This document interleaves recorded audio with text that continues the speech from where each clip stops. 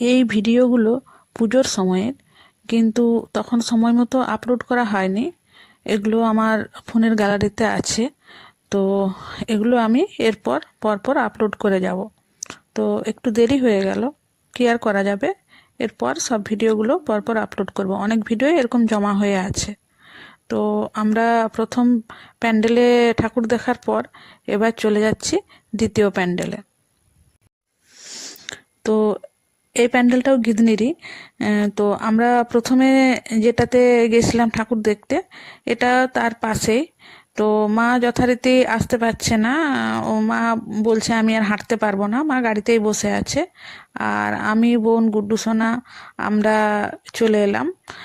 তো গুড্ডু সোনা তো খুব খুশি, ও একটু ফটোশ্যুট করে নিচ্ছে।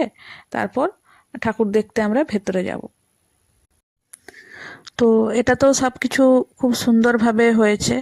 প্যান্ডেল, মায়ের প্রতিমা সবটাই খুব ভালোভাবে, নিখুঁতভাবে হয়েছে। আর খুব ভালো লাগছে দেখে।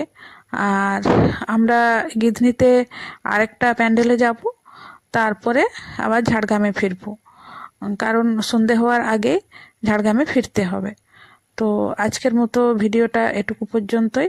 দেখা হবে পরবর্তী আবার নতুন কোনো ভিডিওতে।